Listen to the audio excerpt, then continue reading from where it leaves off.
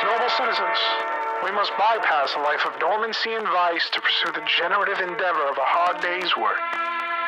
The benefits of these pursuits are not secured by chance or charity, but through the merit of your character and the firmness of your convictions.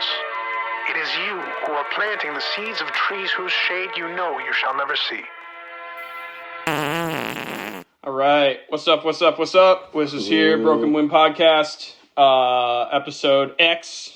We'll figure that out later. It is sometime mid-February. Going crazy right now. And we got the whole set on deck today. All of the voices you need to hear about the current political climate and just, the people to tell you that you're not crazy. It is wild what's going on out there. So, and also we got, super producer Vane here with us too. We weren't sure if he was going to be able to join, but he's got the whole soundboard of fart sounds ready to go for any opportunity. We were laughing earlier last week about him following around, going around his house with a recorder, just trying to capture the perfect fart on mic. Yeah, just trying to get just every fart being like, oh, that's the one. And I think he's got him. But y'all want to, how's everybody been? Let's talk to me. What's going on with everybody? Bad. Are you hearing it? Yeah. That's a good audio check. Make sure everyone can hear what's going through. Yeah, I heard the fart. Yeah. I just want to check that everyone hears things. Yeah. Maybe you should fire off a couple more just to make sure everyone can hear those. I actually don't have that many fart sounds ready to go yet. Dude! It's a betrayal. God. Whatever. All right, you know what? Are there any sounds that are not farts that you have? Or I don't even have the thing on right now. I'm just off guard right now. I'll just add those in post. How's everyone's Hawk2 holdings doing? Are they still good? You got? She's back, Yeah, we are going to talk about our Hawk2 holdings at some point. Me and Vane got a lot. Man. Yeah, I mean. What an example of a young woman being drunk and saying. What were you saying? What an example of a young woman being drunk and saying one funny thing and just being completely taken advantage of by Howie Mandel. Howie? What? Howie Mandel's in on that? I had no idea. Dude, this all hinges on Howie Mandel. She was just gonna be a funny fucking girl who kind of spent too much time with people who make money off of gambling, and then Howie Mandel introduced her to his son-in-law, this guy Dr. Hollywood. As he calls himself. Right. He's the one who did that. He's the one who actually set up the rug pull. As far as I can tell, she is wrapped up in this thing that she probably doesn't fully understand how it all works, because most people don't.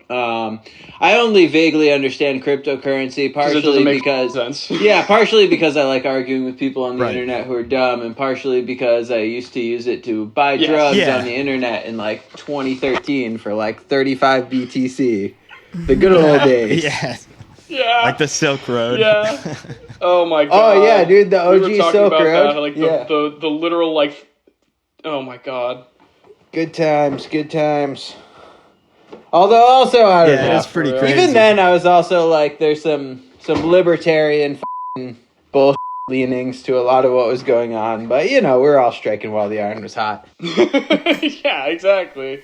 Yeah, and I got a short list of celebrities I'm making too, of celebrities I'm seeing in a shitload of gambling advertisements, Post Malone. Motherfucker, if you're ever listening to this, Post Malone, I will never forgive you for polluting my phone with your Hard Rock Casino ads and your stupid mustachioed soy face after you land that. Oh my god, I'm so sick of all the gambling ads. And I wanted to ask y'all too, does it feel, is it just me, or does it feel like there's been a marked upturn in celebrity endorsements of products and advertisements? Am I going crazy, or do I feel like it, there was a time where advertisements were advertisements and sometimes there were celebrity endorsements, and now it feels like every single advertisement for anything has a very high profile celebrity like endorsement. It's really weird, and honestly, like I can't look at it as anything else but just like a sign of American decline and all these people trying to get a bag while they can. You know, like it's right. crazy. But am I alone in that? Do y'all see that too?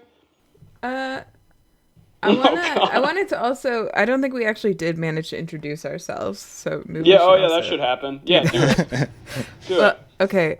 Well, I guess I'm Crocus, and I'm here. You whoever you want. Crocus. You know, we can replace your name in post. Yeah, that's all right. I like it. Yeah, and we got. I don't know if you heard me before. Yeah, you did, but we got Mr. Axiom here. Also, I was thinking we'd call him the Grand Wizard, which we're trying to take back from the clan. But if that doesn't work, he's got his own. He can come up with his own name there too. I'll come up with my own thing. What do you got? What do you got for us there? What are you trying to? Oh, hold on. Let me watch stream. Oh. So Flintstones Winston ad. Mm-hmm. They have the pure white filter. I can't see shit on this. Yeah, it's not. It's dry. Oh, there we go. Now I got Barney and Fred smoking cigarettes on screen, which is pretty... That's the episode art right there. There you go. Okay. Yeah, so, in terms of worrying about our current time... well... I'm leaving this I don't think that we shouldn't, but I also think it's always important to remember. That's unfortunately unwatchable right now.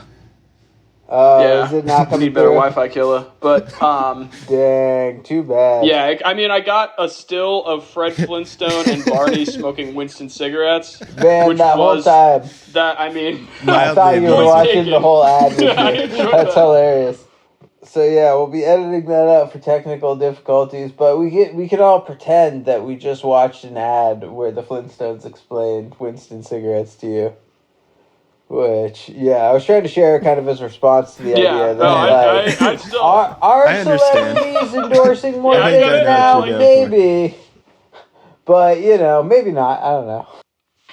Well, we have a lot to get through. And I've never understood Winston cigarettes better, personally. I don't know about you guys. Yeah, I mean, Yeah, I kind of could go for one now. I'm kind of more, I mean, I honestly, I joke, but it's I do miss cigarettes. Their vapes are, so, not that I ever smoked cigarettes, but, there's something about the nicotine vaping craze that almost makes me feel, more, there's, something more concerning to me about it. Maybe just because it's such an unknown, but, it's anytime I see someone... still, hanging strong, burning cigarettes. I'm like, you know what? Respect. That's bad, but respect for breaking the mold. So cigarettes will definitely. We got a lot of stuff to talk about. What about cigarettes? Yeah. Oh, cigarettes will definitely kill you. Vapes, we don't really know what they're gonna do, and that's probably better than something that's definitely gonna kill you. That said, the amount of nicotine in vapes is pretty crazy. And, I smoked a disgusting amount of cigarettes, remembers. And I quit, and it was horrible. And I do kind of want to say that, it's sort of, shocking how many young people are kind of smoking. It got me laid, and I had a group of friends who heavily smoked or whatever.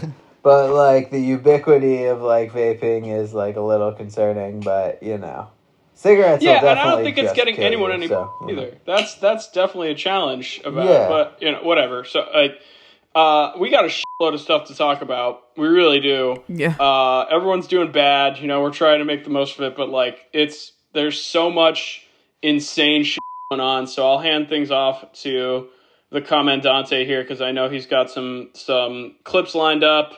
And let's see. I mean, where were we gonna start? I mean, I'm sharing a screen here, so I mean, trying to get through the countless things that have happened since the last time we did a news update. Oh my God, I know. It sucks. And the overwhelming part about it is that basically the administration is coming in with a blitzkrieg strategy, which is intended to overwhelm people in every aspect all at once, which is basically a totalitarian mindset, really.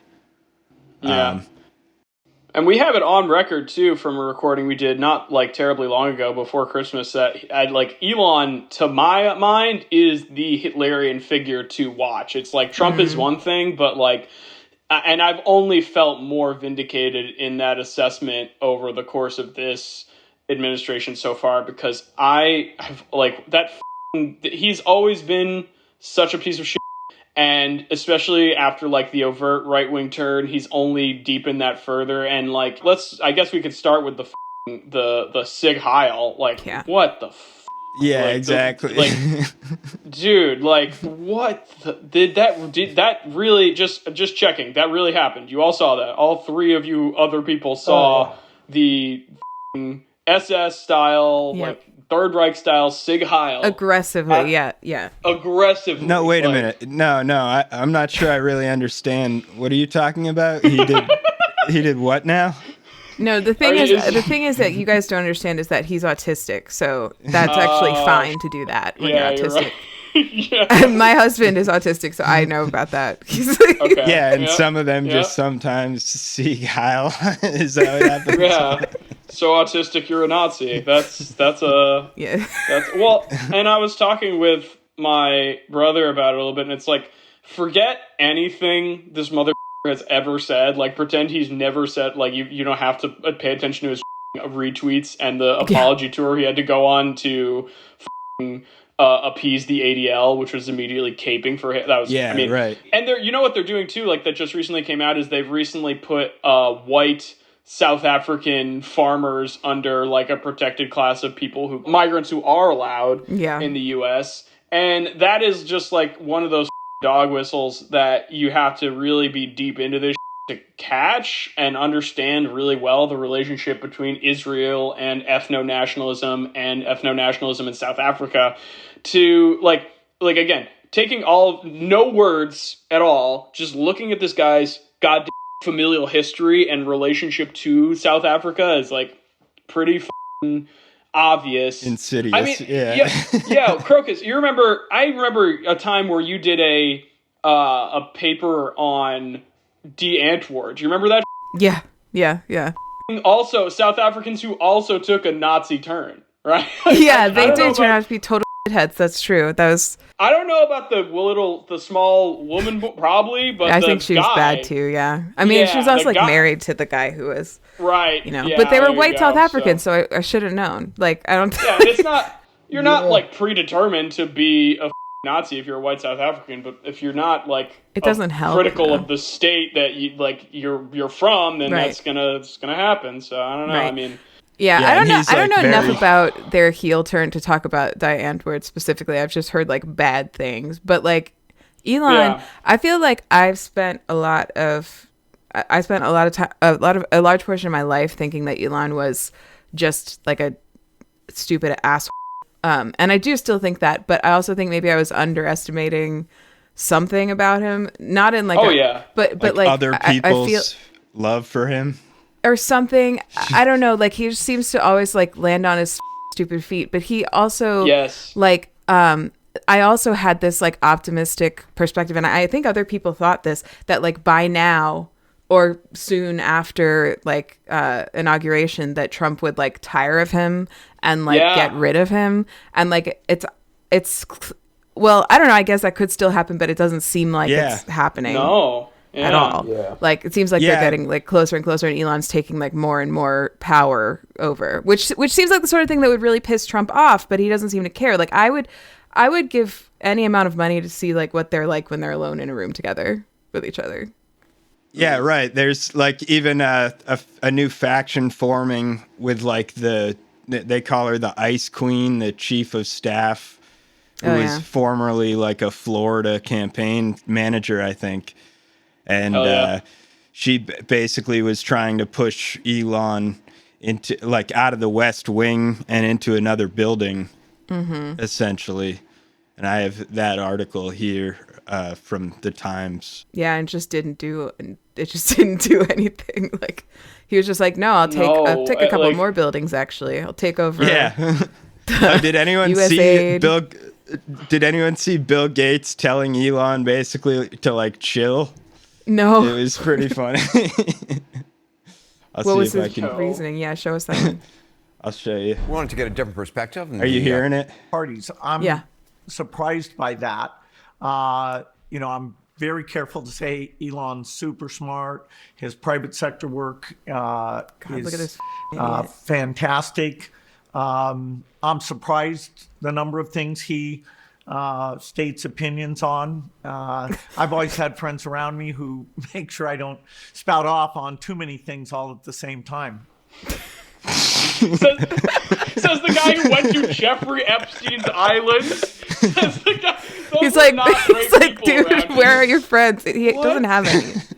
Yeah, what? Yo, and me and Mr. the Axiom were talking earlier this week too about how just like there's no sure sign of a f***ing insufferable moron than someone who's absolutely sure of how smart they are. Yeah, absolutely. And it considers themselves a genius. Like that is just a surefire sign that you're dealing with a piece of generally f***ing stupid person. And it was cracking me up too.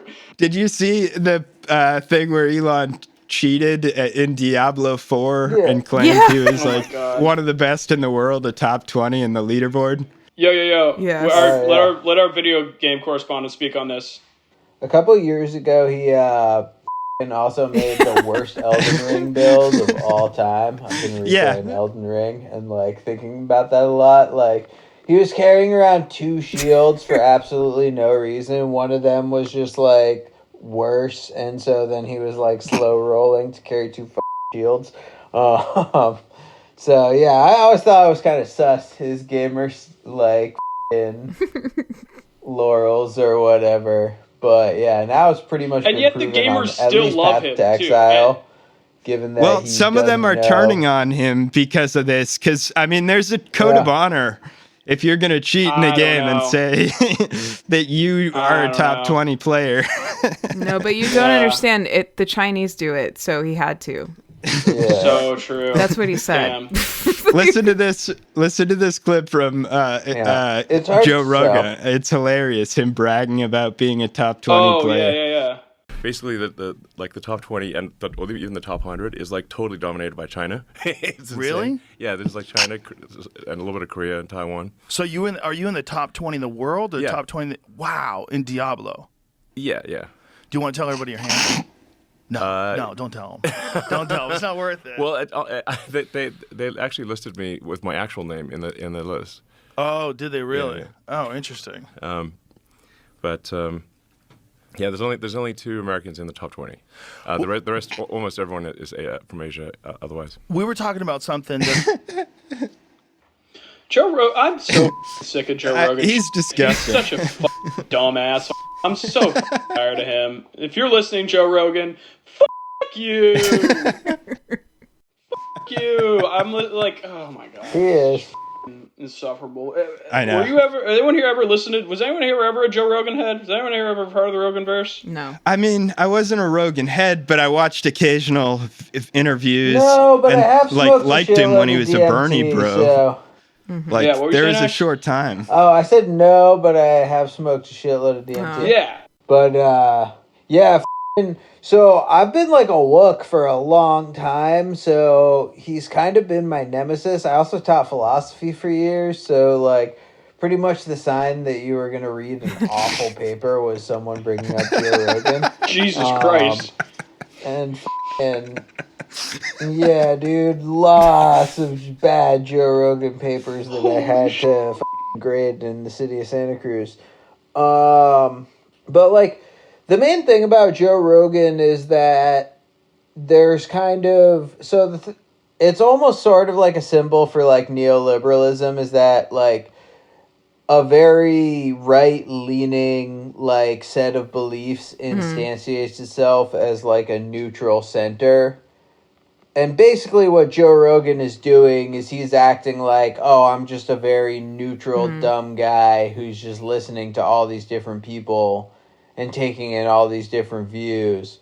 But then when you look at the actual curation and the patterns of belief that creates in his fan base. Yeah, right. You know, like they're pretty extremely conservative. Yeah. You know, so the main exception is that drugs are fun, and she's not wrong. Yeah, it seems and like he believes everything that anybody ever says to him that he has on his podcast. Yeah. It sucks so bad to me that, like, now whenever you talk to anyone about the stoned ape theory, they assume you have to be a Rogan head. Like, that is, like, one of the most irritating things. Because that is, like, taken out of that context, that is, like, an absolutely insane bit of, like, anthropological... Like, it's a really, like, profoundly consequential anthropological theory, in my opinion. But it's also, like, now just fodder of the Rogan-verse. And it's, like, it's, like, it doesn't mean, I don't know, just that guy so much. It sucks so bad. I can't believe you got people bringing up Joe Rogan in their college papers, dude. Yeah. Oh, dude, constantly. See, especially because, like, Joe Rogan you know, he has kind of like a wide enough cultural appeal that people who are like weird hippie types, because he like told a lot of people about DMT and DMT rules. Like, a lot of those people have kind of been into him for a long time. But then he also has this extreme like bro appeal, like both in stand-up and like because he's been involved with like MMA for a long time. And, you know, I mean, I don't know if you guys have ever been to an MMA fight. It's pretty fun watching some people beat the living piss out of each other. Yeah. So, like, you can't really discount that as, like, a cultural force, too. Oh, yeah, so there's all these different people who, like, he has lots of things that he's going to be able to sort of bring them in about. And then, you know, he can just kind of, like, act like this neutral, stoned guy, which, like... I mean, hey, man, I've been a neutral stoned guy. It's a pretty fun, like, act to play, but then it's more like the broad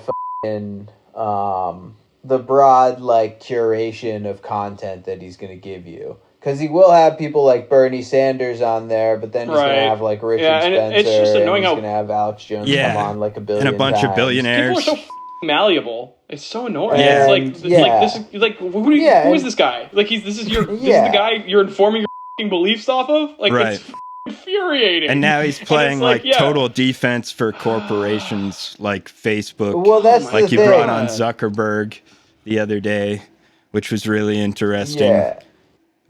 When he was trying to pretend that he didn't know what the Consumer Financial Protection Bureau was. Yeah, I saw which was that. really revealing.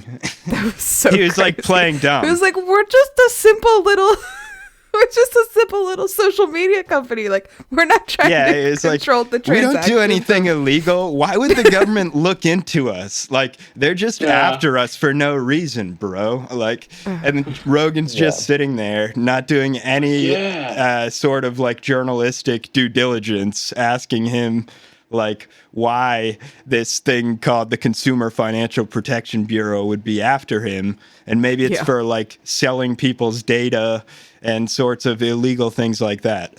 Yeah, maybe something like that. Allegedly illegal. We should say allegedly illegal.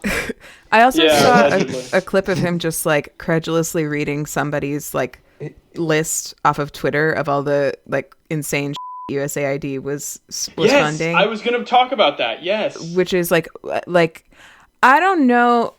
Okay, so I actually think I've been thinking about this a lot. I think part of the media literacy problem that we have right now, like, yes, there is like a lack of people learning how to question sources and stuff like that. But also I think a lot of it stems from a crisis of like many people, for many reasons, myself included, no longer trust the mainstream media. And so a lot of like the news sources that we used to believe were unbiased or trustworthy, neutral. We no longer think that, right? Like, right. For me, it was like Palestine was kind of my breaking point. Yeah. Like, so now like we're like, so I'll be like, oh my God, how can these right wingers believe all this just because they read it on Twitter? And then I realized that I literally do the same thing with TikToks. If it's coming from someone who I trust, I have a tendency to believe it without fact checking it. I do that too. Well, because like it is really hard these days. Like it's such a free for all with like information sources. Like it is truly like really hard to know like who to trust, and everyone's going to get it wrong sometimes. Going back to something said earlier too, it's like all the people of influence essentially have all decided to jump aboard this grift of saying, I didn't leave the left, the left left me. And like many of them, like Musk, literally posting little memes of that kind of concept, saying like, oh, I was the normal center, and having to defend things like a trans bathroom pushed me away. Oh my God. Which is like a way of normalizing fascism, essentially.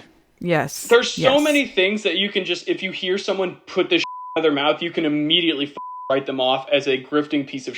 One of them is like anything about like trans athletes, trans bathrooms. The other one is like, oh, this country's so close to being communist. If you hear something like, for all the like any like little babies out there listening who might like not be clear on this, if you hear some ass telling you about how America was almost a communist country, it's like they're dumb and they're either dumb or lying to you or both. Or poison their brain. Crocus, they're stupid. They're stupid. You shouldn't listen to them, Crocus. I'm so glad you brought up that specific clip because I was watching that earlier, also probably on Hassan's stream. But may his name be blessed. There is the guy.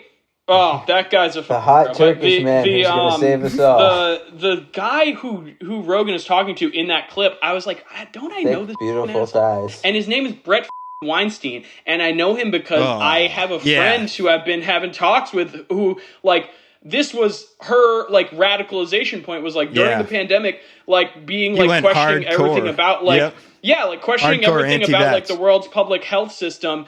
And like this guy was like her guy, and it's got me thinking a lot about like the dialectical method and the dialectical understanding of history in the world, and how it is such a crucial thing to get when we're talking about literacy and like being able to break these things down, because ultimately it's like when you have a good like ideological heuristic, media literacy is important, but you can also just like have a good sensibility for like what is bullshit, what is not, based on just that like that ideological heuristic and like Occam's razor. And USAID is the USAID situation is such a good example of this, where all these dum-dums cannot look at this situation with any like actual critical dialectical analysis of the thing, and they're too stupid to understand the general leftist critique of USAID, which isn't simple, but that's not how reality is. And I'll sort of try and articulate it.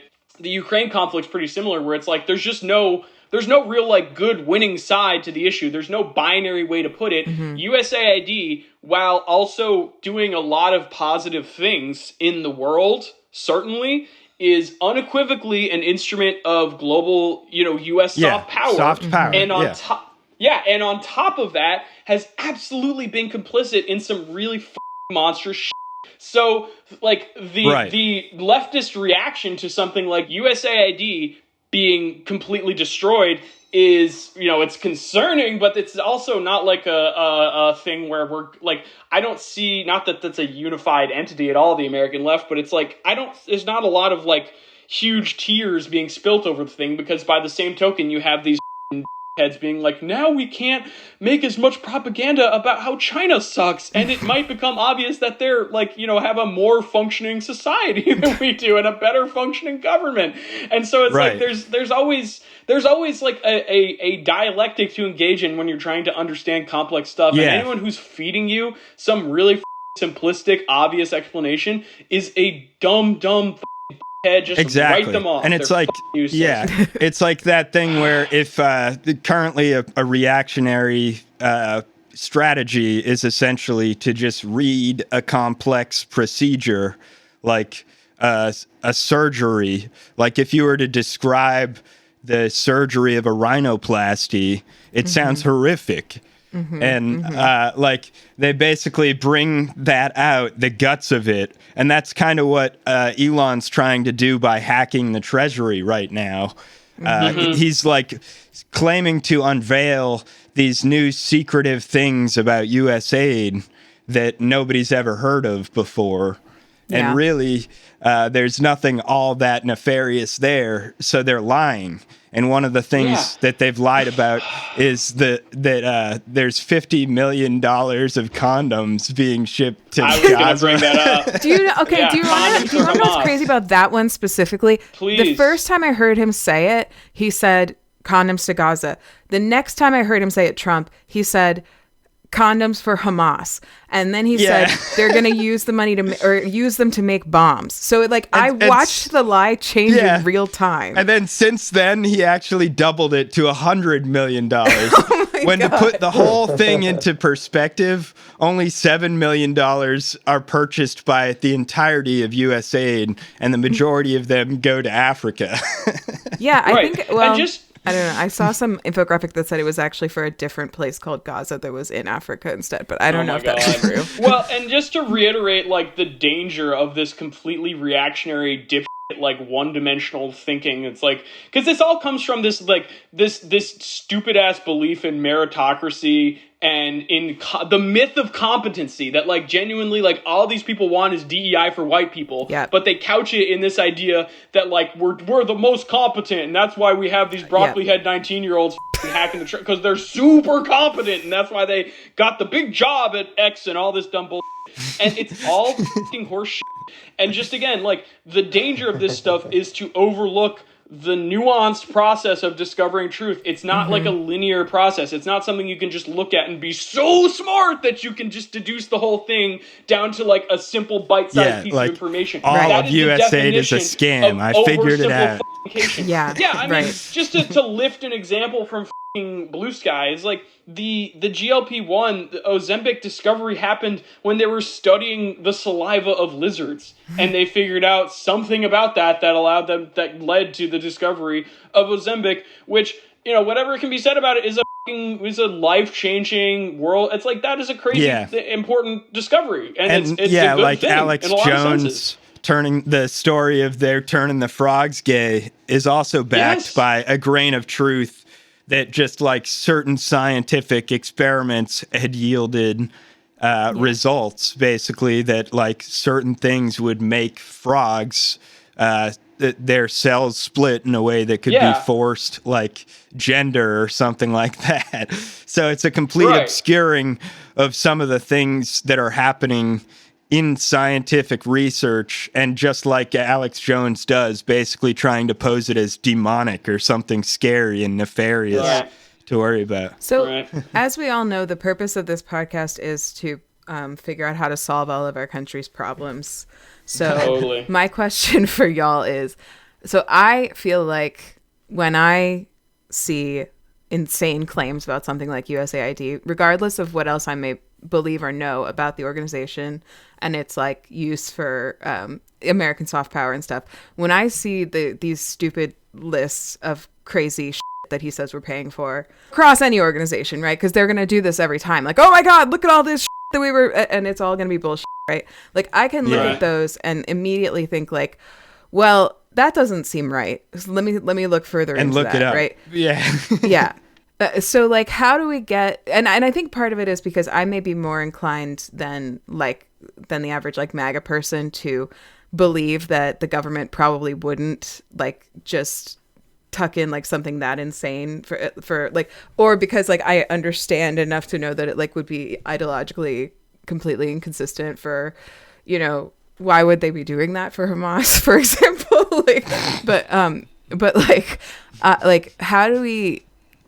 How do we get people to develop that instinct of just they don't have to completely disregard something offhand, but how do we get people to build up their instinct of let me check at least one more source before I just believe what I saw on Twitter?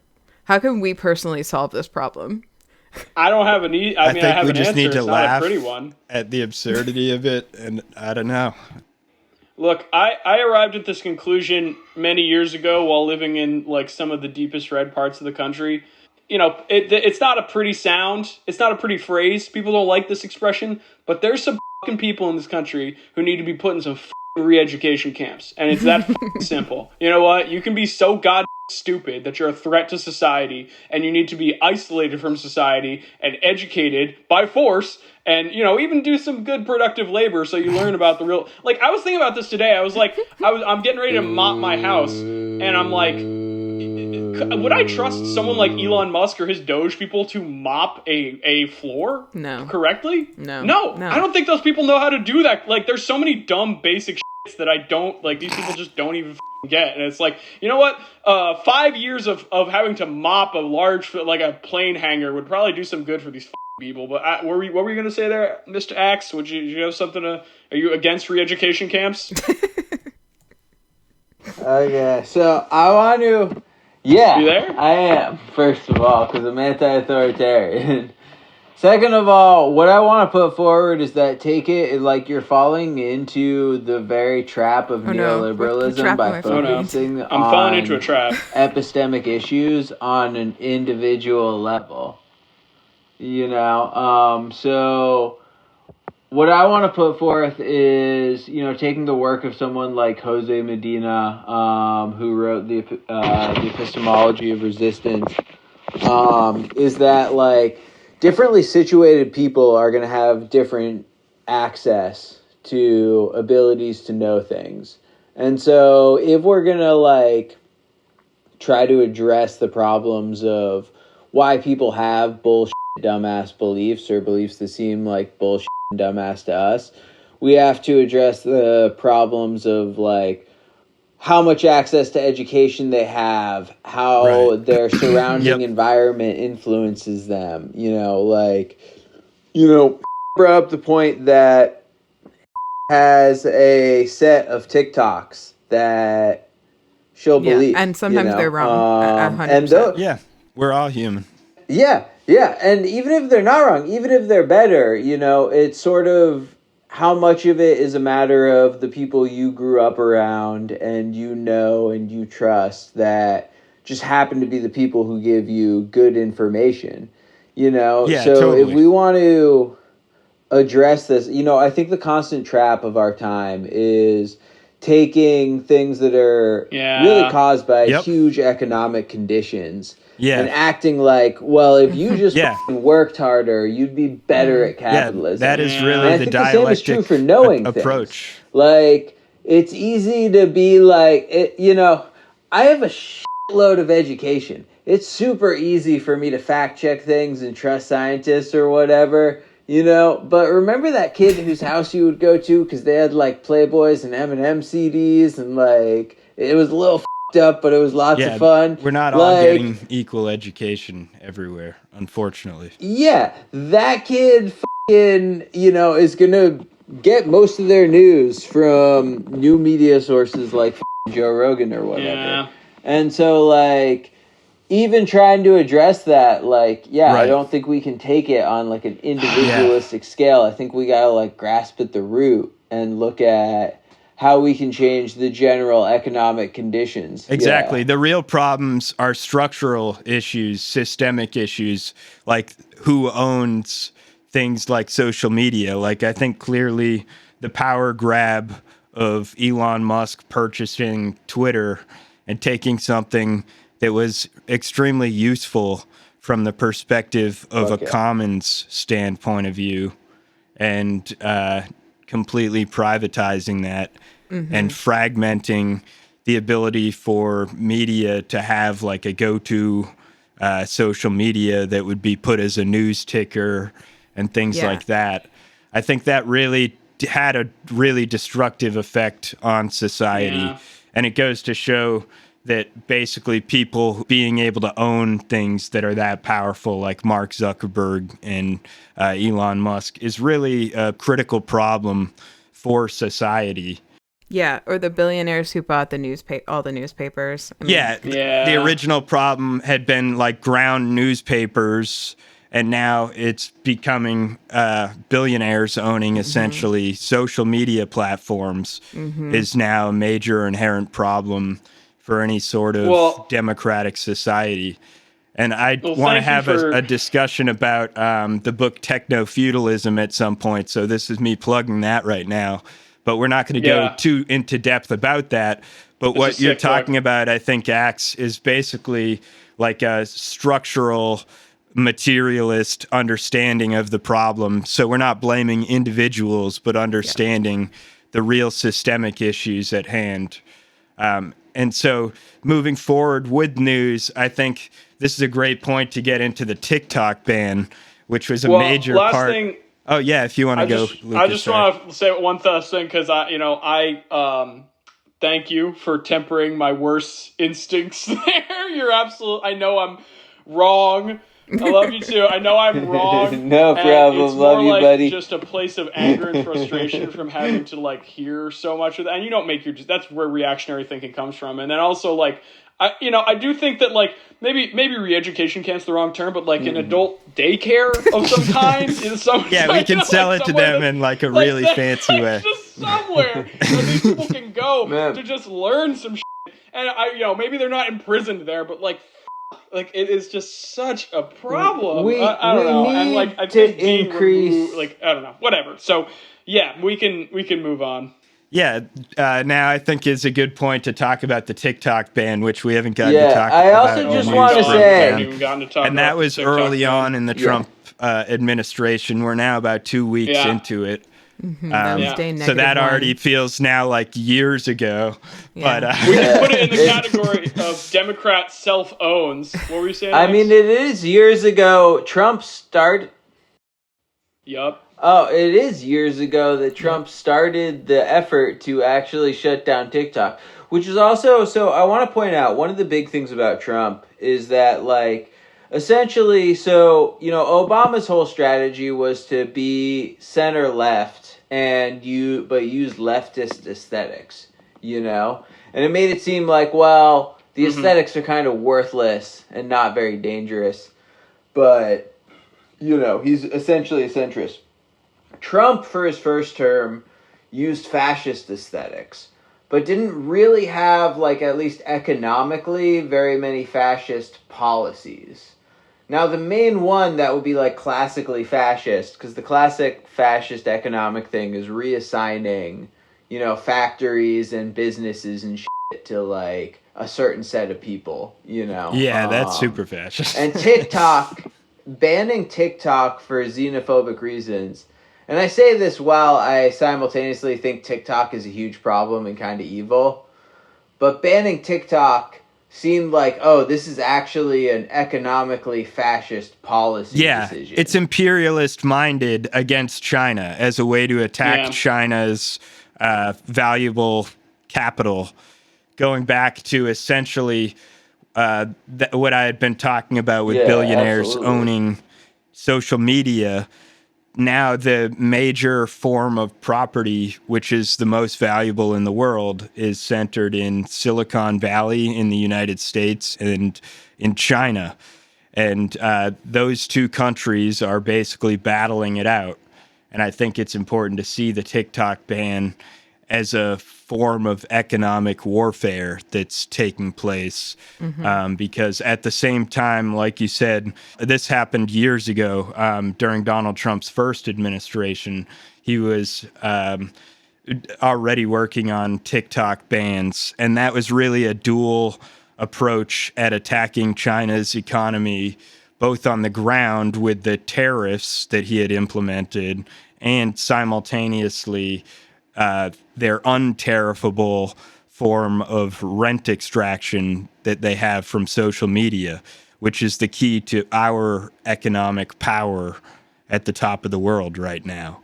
Yeah. No, I mean, they're right to think it is Chinese soft power, and it's like, I think that's good. That's good. I'm glad. Thank God. Yeah, it's soft power. It's a battle of soft power between the two economic forces of the U.S. and China.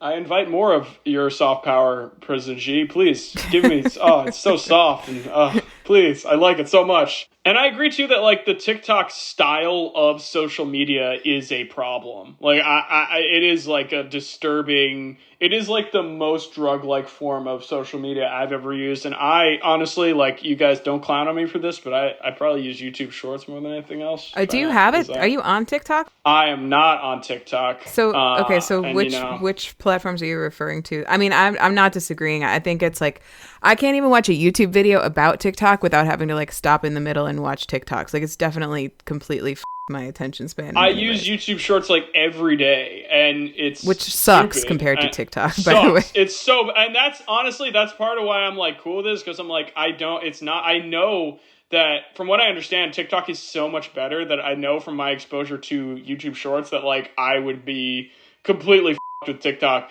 because like, and I use Instagram Reels sometimes too, because it's real, like Instagram Reels cat content is really, really good. And then YouTube Shorts has a lot of like weird niche things, but yeah, they both suck really in totality. And I understand TikTok should be a lot better, but it's like that's kind of why I stay off it. And now it's illegal anyway. Well, so no. and once again too, I got to say about the TikTok ban, make sure I like underscore this, self-owned by the fucking Democrats. My Absolutely. God, they completely the dog on that one. Like, I'm curious, what you.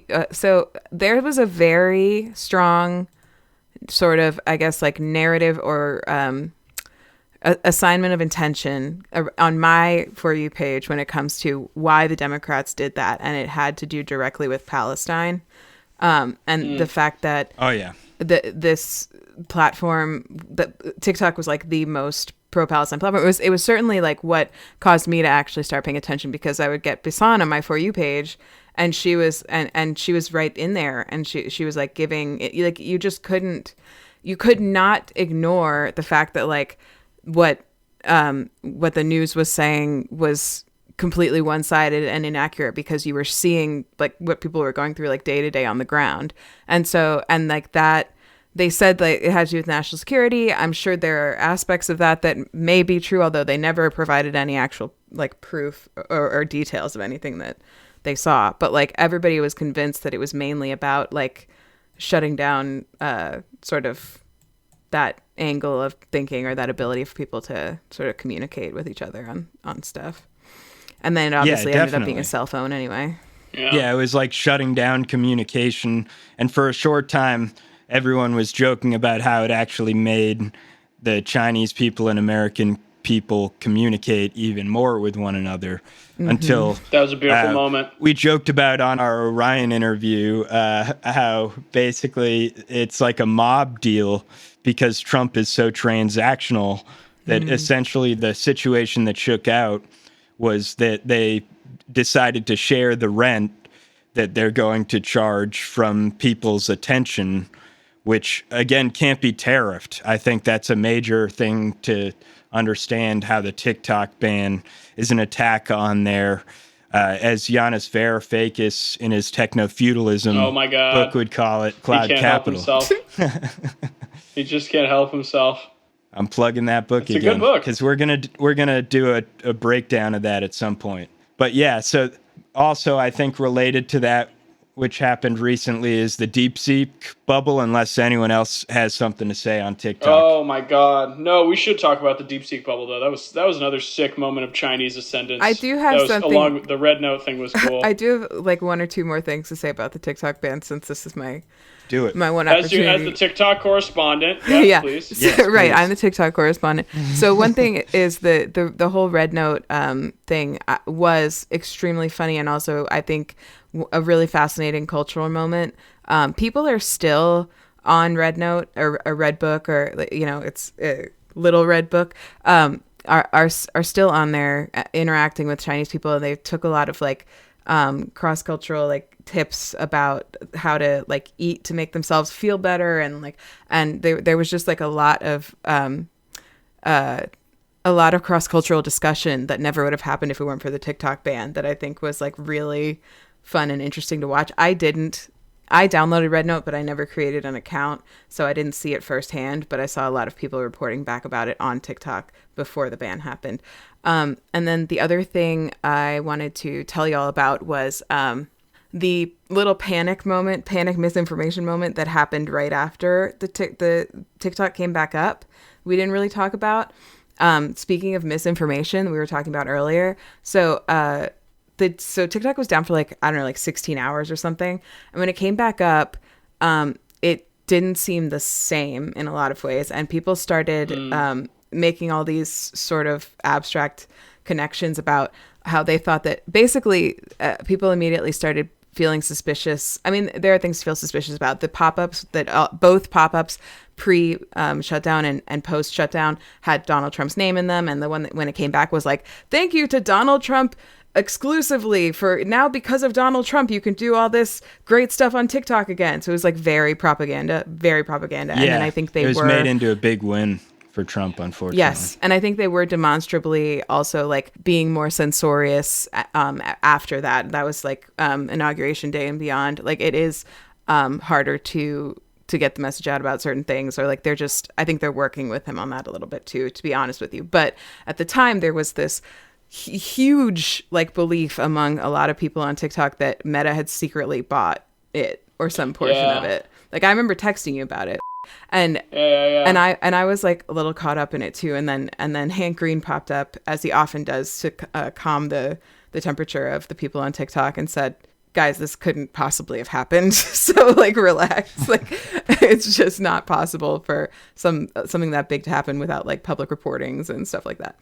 So yeah, that it happens to the best of us, I guess, at the pace that but, media moves today. But right, exactly. Hank Green has also been struggling since inauguration. He was like yelling at people about how they don't know shit about that like plane crash that happened recently on TikTok in a very funny, good-natured way. But yeah.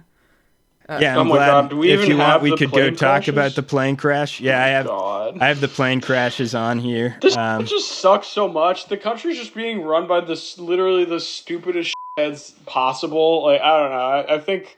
Are we ready to move on from TikTok? I think we are. I'm ready. We got everything. Do you want to talk about Trump blaming DEI, or do you want to talk about the DeepSeek? I think both are relevant. The DeepSeek thing was, I don't know. What do you think, Ax? Just yeah. One thing after another, man. Jesus Christ. You gotta throw in like a human interest piece. You gotta be like, this elementary school made the biggest cookie in all of Massachusetts.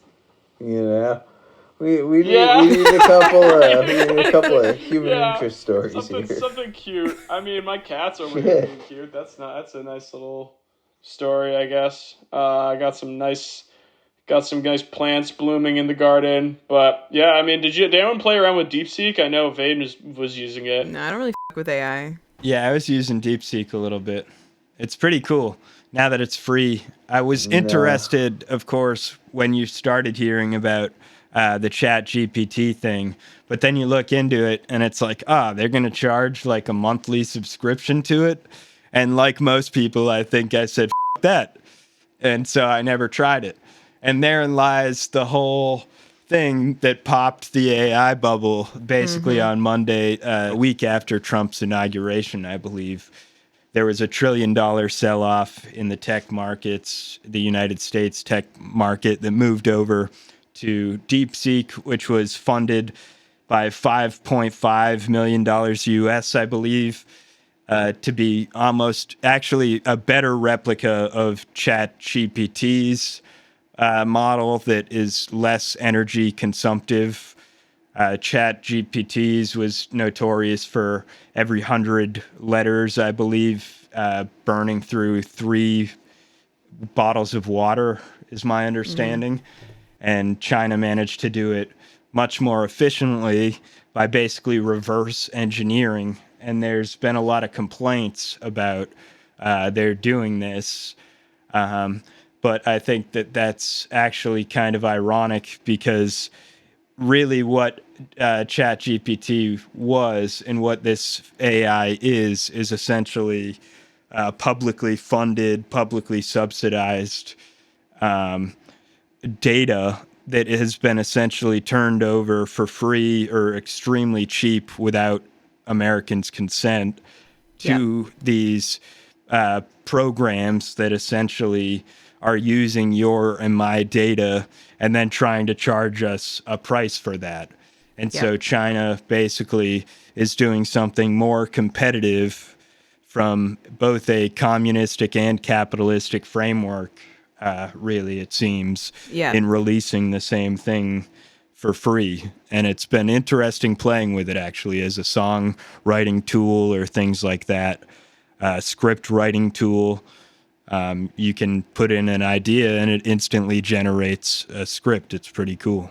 The other thing about it, beyond the fact that it is apparently uses less energy and is free, is that it's also open source, at least to an extent. Exactly. And I know that like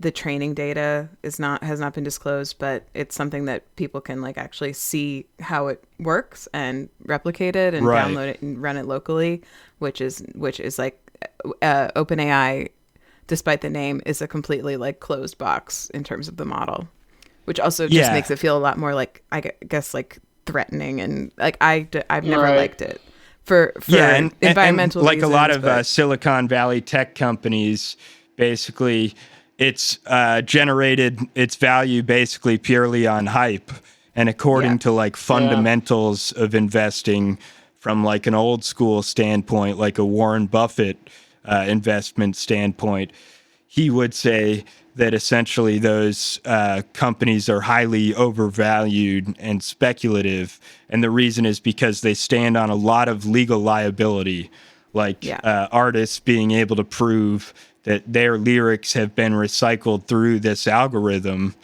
and being able to sue OpenAI for charging money and making money off of something like that. Well, it's similar to crypto, where it's like it is the purview of this ideological like cargo cult that's now running everything, that is just basically a technological tool that they are developing to enshrine their own like absolutely radical and monstrous proprietarian beliefs about the state.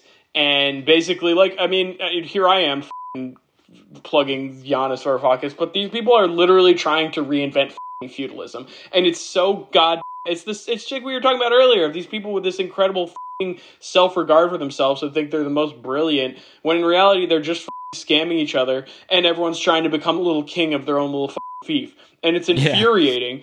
And the thing with AI too is that, like, I mean, I hope Axe has some experience with this too he can speak to, with like Californians, because that's where so many of these people are based. And like AI, like there are the true believers. There is a real like religious tenor to what these people are doing with AI. And I shit you not, there's a great, if any TrueAnon heads that might be listening, if you haven't listened to the story, their recent episodes about the Zizians, the like rationalist cult that's arisen out of this, it's so worthwhile. And all of the like rationalists of Silicon Valley are so deeply entrenched in both of these things. We're talking about crypto and AI. And AI, they literally see it as like this quasi-religious project where if they do not contribute to reinventing this technological god, then they will be trapped and tortured forever by that same technological god when it is created. And this is the idea of Rocco's basilisk, if you ever heard of it. It is literally, and this has already been said so many times over, but it's so true. It's literally the chain text you used to get in the early 2000s of like, oh, if you don't send this to 10 people, then you're going to get fucking cursed. It's literally these stupid pieces of shit getting themselves riled up over this shit, but then using it to justify building the technology that they believe will destroy the world. They believe this, and they're trying to do it so that they can get there first. I hate these people. I fucking hate them.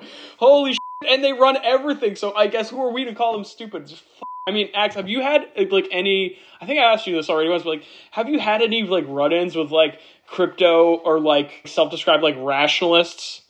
Oh yeah.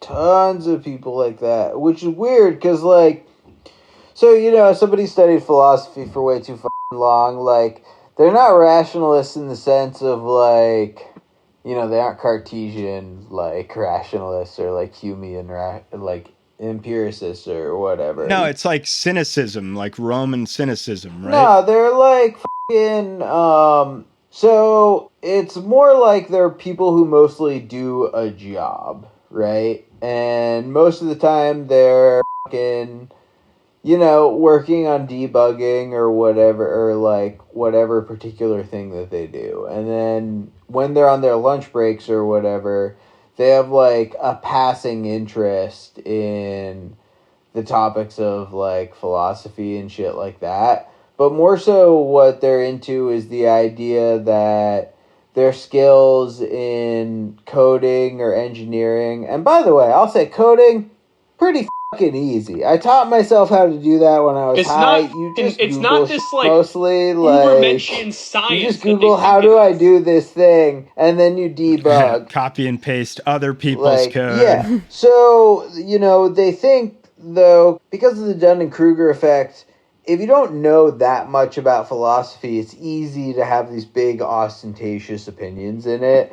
And then those opinions are probably just going to be whatever you're biased to believe because you don't really know shit about it, Yeah. So it's like on their lunch break or when they're at the bar, but they're not even really at the bar that much because, like, they don't really want to live here. No. They're moving away from the Bay Area a lot, too. Yeah, they want to live on Mars like Elon. Yeah, it looks wonderful, Mars. So they fucking, so they just kind of have this, like, very passing conversational interest in things like philosophy and, like... But they have such self-regard that they think they can just fucking get the whole thing. Yeah, and it's like how Elon, we were talking about him earlier and how he's willing to cheat at video games. Yeah. And it really reveals, essentially, if you're willing to pay someone in Asia or multiple people in Asia to be constantly playing a video game so that you can say you're in the top 20 in the world leaderboard while you're the CEO of like 7 companies and you claim that you work like 120 hours a week.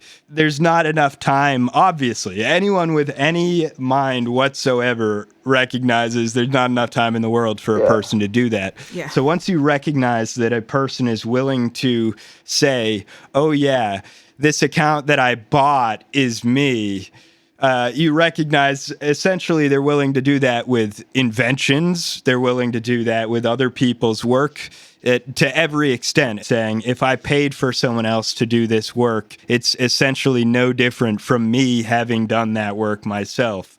And in that case, that makes me like a superhuman Egyptian god type sort of pharaoh or something. That's how grandiose these people think of themselves. Yeah. Yeah, and so the thing about life is that there's so much fucking shit that you could possibly know that every single person is a dumbass when it comes to the vast majority of things. And Elon Musk is an example of someone who does not seem to understand this fact, or maybe he does, but he just acts like he doesn't because he has some weird other plan. I don't know what's going on in his head. But I can say that, there's this big thing in Silicon Valley of, thinking that they're the smartest people. 100%. They have, a eugenicist viewpoint about it a lot of the time, and, a lot of them are, trying to have kids out the wazoo. And there's this idea of, we are generally smart. And that's pretty much a surefire sign that someone's a dumb Because, that's the thing. You can know a lot about, 7 things. I know a lot about philosophy. I know a lot about f***ing hash. Yeah. And then you become stupid about other things. Psychedelics. I can't cook for shit. And that's okay. Other things I am at best a beginner level of competence. Oh, I know how the waves work, but and I'd say I'm a pretty relatively intelligent person if such a thing exists, which I don't think it does. But you really can't know about more than 7 things.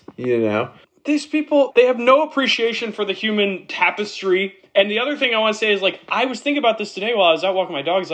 There's this real neo-Calvinist morality to these people, too, that, goes so deep and is so entrenched in the fucking tech industry. Yeah, because, deterministic. Honestly, I think about this as, okay, why the do these people think that they are this godlike, they have this Ubermensch level of competency that they can assess and understand anything through the tool of technology? Well, you got the fancy job. You studied the right stuff. You got the good job. You're paid the good salary. Therefore, born in the right family, the South African mineral mining family. No, it's all comes from, I did all that shit. because I got to that level and because I got that nice, tech engineer salary, that proves a level of merit that, they don't all think this way, but a lot of them really do think that, like, oh, I got to X level of, economic security, and therefore I must have some superior intellect in some form. And it's right. like, actually, dude, the reality of compensation under capitalism is it has nothing to do with merit. It has nothing to do with hard work. It has everything to do with your negotiating position in relation to the people who have the money. And as a person who works in sales, I know this for a god fact. It's the same reason that the servers in a restaurant tend to make much better money than everyone else, especially the person washing the dishes. It's not because they're stupider. It's not because they're not working harder. It's because you are there talking to the people who have the money, and they need something from you specifically that you're able to provide. And the other thing that these shitheads don't understand is that all this AI shit, all this like learn to code shit, has always just been a project to drive their own wages down. So there's going to be a real crisis of confidence amongst these people at some point. You're already seeing it on some level, where the tech sector has undeniably gotten shittier to work in, from what I understand of the younger people I've talked to in that sector. But like that's what it is. It's like these people have a fundamental misunderstanding of where the value of money comes from, and therefore when they look at their own salaries, they draw these insane conclusions that don't account properly for why you're paid that. It's not because of merit, you piece of shit. It's because you're a part of a labor pool that has a very good specific negotiating position in relation to capital at this time, and they're trying their best to change that, and you're doing everything you can to give them all the tools to do that because you're afraid of the techno god is gonna torture you forever, you dumb piece of shit. Yeah, and the H-1B thing, which wasn't even written on my plan, but I think is good to go quickly over, relates to that, basically, because he was using that as a way of displacing these tech workers who do go to school, and at the same time had laid off like some over 1,000 people at Tesla. So as you were saying, basically, the tech sector is getting increasingly shittier for these people, and the pressure is being put on them, essentially, even in these high educated tech positions, and basically signaling, no, we're going to replace your jobs with someone who's cheaper from a third world country, essentially. Yeah. I also need to say something about AI, because I need to say a couple things about like the actual practicalities of AI. The first one is putting aside the like DeepSeek, because I don't know enough about like what it is actually capable of or how it might change the landscape, but I have a deep skepticism that I encourage everyone to consider taking on as well when people say, and that's just what it can do today, imagine what it'll be able to do in a year about anything related to generative AI, because there is the amount of training data that it took to get to here is like practically as much as exists in the world. Like I think we maybe have talked about this before, because I will never shut up about it, but they're having to like consider generating training data using AI to train the AI, which is just going to make the issue of hallucinations worse, which is not a problem that they've solved and is likely to not be a problem that is solvable. And that's the second thing I wanted to say to people, and I'm just going to say this every time anybody brings up AI in my presence for the rest of my life. You cannot trust it. Please do not ask AI for sources and just and even if they give you links, please do not assume that they're correct. Like if you're going to use AI for that, you need to check their sources, because it's just telling you what it thinks you want to hear. That's all it can do. It doesn't think, right? So just please don't trust AI at its word. It's not trustworthy. Like full stop. Or what people are saying is going to happen because of AI, that we're reaching the singularity. Don't trust them. No. And I think the next thing that we were going to transition to is crypto, which naturally flows from these speculative AI bubble, essentially. And the reason really is for the same reason that you're talking about. I think overall it's the deregulation under neoliberalism that has ultimately eroded the Keynesian state, which used to require proof of something being produced essentially in the economy. And there were regulations in place that made it so that you had to prove you weren't running a Ponzi scheme by essentially taking investor money and paying back previous investors with that money, which is not a business model. Right. And that ultimately leads to a speculative economy like during the Roaring 20s, which doesn't lead to a good following stage, as we've learned in history. So this deregulatory mindset that we have is obviously going to have consequences, I think, if anyone follows the patterns of history. And it's really this deregulation that ultimately leads to the idea of crypto, which is really embodied in the idea of American business. I think it's kind of central to the idea of expanding westward at first for more land. Yeah. And then when the land runs out, we expand in terms of culture with Hollywood and dominate the whole globe with essentially capitalism and culture. We export culture around the world. And now Trump's trying to also get us more land again. So yeah, we're reaching now. I think that's really important to see as this pattern of now 2 days before his inauguration, he's opening a crypto coin, his second crypto coin. And it kind of just exemplifies what American business is now. Like in the Roaring 20s. Wait, he's doing another coin? No, that was his second coin. That would be crazy. Wait, his third coin. That was already his second crypto coin. What? I forgot. Holy shit. So before his inauguration, the president is releasing a crypto coin, which he did a rug pull to make several $1 billion. And that's really just exemplary now of what American business is and what it means, how it's going to continue to reinvent itself past Hollywood and exporting influence. That phase of its life is waning, and some new way of reinventing U.S. imperialism has to happen. Right. And that, of course, included the expansionist mindset that you talked about with Panama and Greenland and Mexico and Canada. Yeah. Yeah, it's all about expansionism. It's all about the tendency for the rate of profit to decline. And I totally agree that crypto is the new free real estate thing. I don't want to do too free much more estate. time on crypto because we really do have to do a whole episode on fiat currency, the gold standard, and all the part of techno-feudalism, because there's so much to get into ideologically about it. And I wanted to honestly, before we get too into that stuff, just hit. Could I just stay on the crypto real quick and play the video I had prepared? I got one news hit Trump. I have to hit before we go to. Yeah, please. Okay. This one is Trump bragging about his billionaire friends who are sitting behind him at an inauguration and saying that billions is a small amount of money for his new friends. We should always make sure to get the president on these news episodes when we do them. Because he's not done very much on that. He's got a lot of power, like we have a lot of power. I said, you ought to get it settled. We did discuss it, yeah. You launched a crypto coin the other day. Do you intend to continue selling products that benefit yourself personally while you're president?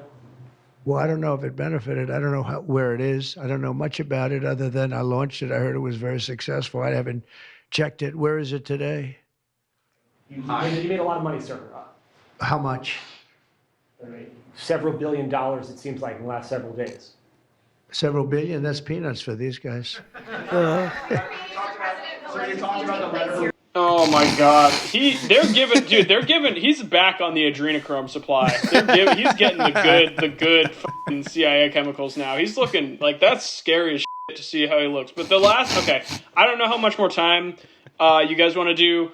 And there's obviously too much to talk about, but the one thing I really wanted to make sure to hit is the fucking Lake and Riley Act, because I was really I never want to miss a chance to just express my disgust with the Democratic Party, and especially when they behave like this, because obviously it was a Trump joint all the way through, but that's exactly what we could expect from him and his party the whole time. That's what they've been broadcasting the whole since birtherism, is that this is how they think, and they want to make immigrants into the gypsies, like gay people, cripples, and Jews of the Third Reich.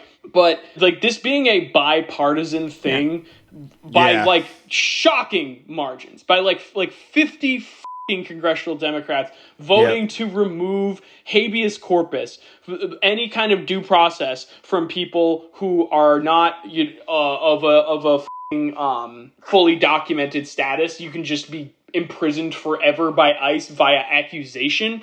That just they should be condemned forever and shamed on you. them. Yeah. It's so hard. So crazy that we have been talking for like an hour and a half and we haven't even gotten to any of the mass deportation stuff, which is like this is just kind of indicative. I really of, think that we almost have to talk about that. Yeah. Yeah, exactly. Yeah. Yeah, the Democrats have really been really working hard to be bipartisan, which is obviously the most important thing to do in these times. Oh my God. I just want to throttle in Diablo 2. I want to throttle these people because the bipartisanship. When will you learn that all you get when you go bipartisan is you lose? That's all that's ever happened. So I don't the Democrats. I'm a broken record on that, and I just wanted to particularly name check every single Democrat in the Senate and in the Congress who voted for the Lake and Riley Act. You're on the same list I got Post Malone on of people who are going to my daycare camps in the dictatorship of Butler. They're fun. They'll be fun. Yeah, it's gonna be a good time. We'll have games. It's gonna be game. You can go home at night. It's fine. I don't know.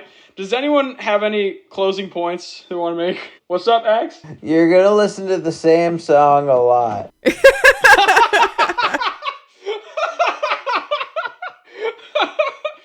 Yeah.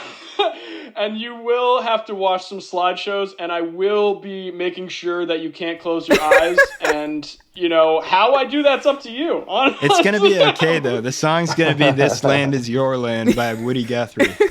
Yeah. I was thinking of Danny California. Everybody loves Danny California. That's if you've been bad as Danny California. You're going to listen to that. Okay. Yeah. And also, it was actually used by people in the Iraq War. Anyways. Wait, is Danny California really used as a torture tactic? Oh, yeah. That makes sense.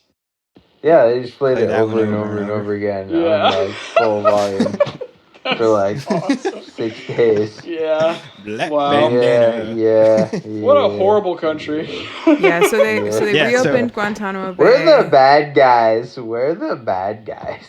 We'll obviously have to talk a whole other episode to cover even all the grotesque, horrible stuff that the new administration has done.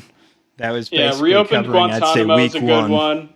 We can say thanks Obama for that too. That was another, could another area in which they thanks Obama, thanks Biden. Could have punished George squandered W. the Bush. last decent political mandate they'll probably ever get on doing nothing, and then breaking their shoulders, patting themselves on the back for the next 12 years about it. So, yeah, y'all got any closing thoughts or issues you want to make sure to cover before we sign off? Because we're going pretty long. I wish I never had to hear Elon Musk's name again in my life, and unfortunately, I'm going to hear it and say it so many more times. Forever, we're never going to be done with that piece of shit. Yeah. Oh. Yep. God. And just like Donald Trump, basically, Elon loves to be the center of attention, loves to be the star of the reality TV show. Mm-hmm. And we're on Apprentice season 29 right now or some absurd number. Yeah. So it's getting exhausting, but be ready for 4 more years of it. I know. Right. I hate them so much. 4 more seasons. Oh my gosh. I just want to say I'm way better at doing drugs than Joe Rogan. Yo. Correct. Yeah. But yep. Okay. Well, yeah, and just last orders of business. Sign up for the Patreon, please. If you a reminder that if you are Elon Musk or a federal agent, you have to sign up for the $10,000 tier. That will get you early access to our crypto rug pull. called Rug, or we're still workshopping the name. Rugcoin, but Pullcoin. Yeah, you're gonna put in a bunch of money and then immediately lose it, but you're gonna be part of a community. So that's really what it's about. It bonds you together like a bond. Yeah, the original purpose of a bond is to tie the owner of the little stock and the bond together, and you're like destined to have some share held together. I'm also going to bond you to the you're train bonded. tracks. You're bonded. Yeah. I'm going to bond you to some train tracks, and we're going to talk about the trolley problem. In Minecraft. We're going to do some hypotheticals in Diablo. I mean, that's the Broken Wind podcast. Signing off, and y'all keep your head on a swivel, stay safe, and just don't forget to annoy these people. Every Democrat who voted for the Lake and Riley Act, if you can annoy Elon Musk. I've been in a prolonged X bit where I'm every day post Xing at Elon and Tesla customer service to demand answers on whether it's okay to self-suck while using FSD. And I'm still I'm waiting to hear back from them. And it's, for that guy, that character is just about to start having a really hard time. He's about to get divorced because he's going through some serious issues. He's going through some liabilities, we'll say. Mr. Infinity. Yeah, call your reps and talk to your neighbors. That's what I have to say. Yeah, be annoying. Find ways to be annoying, and I mean, just take care of yourselves too. Pet your cat, and maybe take a fat dab too. If you got them, light them up. I gotta go mop my floors better than any broccoli-headed 19-year-old ever could. And y'all have a good night. It was good talking to you. Signing off.